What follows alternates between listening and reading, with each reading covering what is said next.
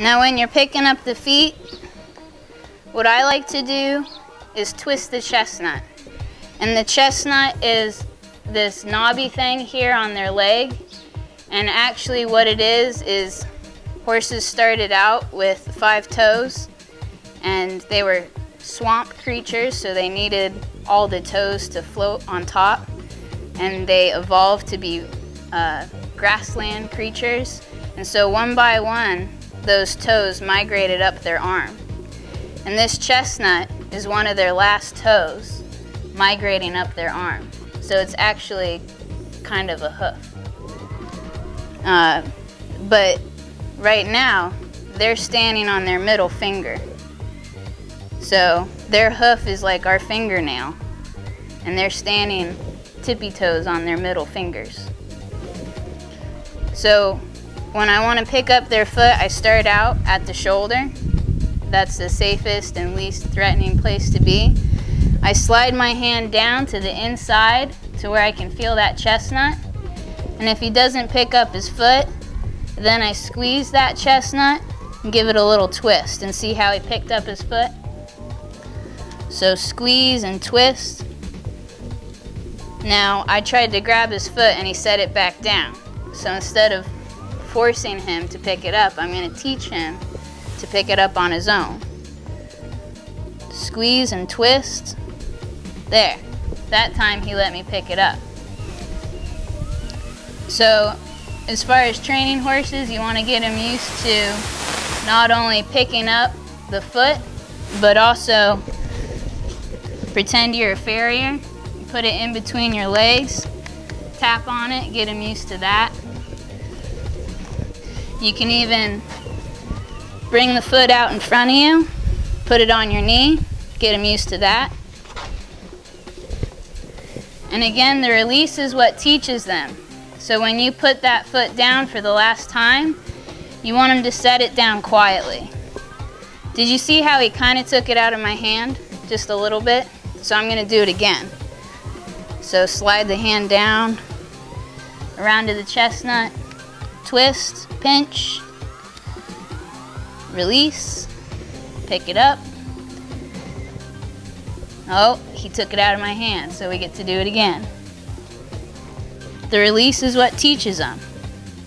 No, he tried to take it out of my hand. There. Did you see the difference? That was much better. So now I'll end on that note. For the back foot, same thing. Start out at the hip, slide your hand down, and he does a pretty good job of picking his foot up for me. And there's a chestnut here. Can you see those chestnuts right here? So that's where the chestnut is on the back foot. So slide your hand down, grab the foot.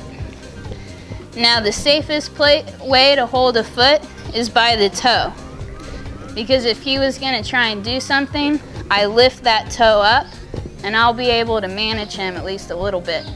He's a big guy, but so if he was to try and kick around, I would lift that toe up and I would just kind of let my hand swing with him while he's kicking.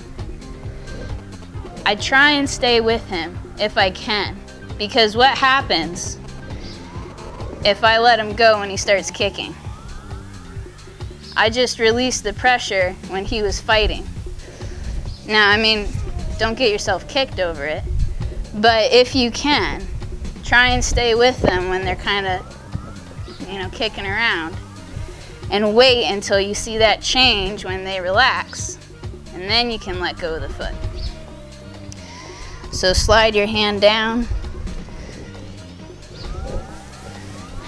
hold on to the toe, and same thing, you want to get your horse used to positions like the farrier. This is a good one too. Just be careful you don't put your head right over where if he was to lift his foot up, he could get me in the chin. Keep your head out and away. If you're working with a colt, another way to pick up the back foot, keep your hand on the hip, and then you can bring the foot up with your other hand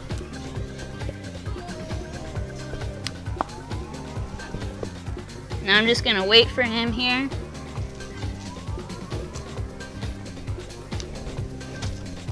And then what this does is, if he was to kick, because I have my hand on his hip, that's gonna push me out of the way. So I prefer more with the one hand once, you know, if you're not working with a rank horse.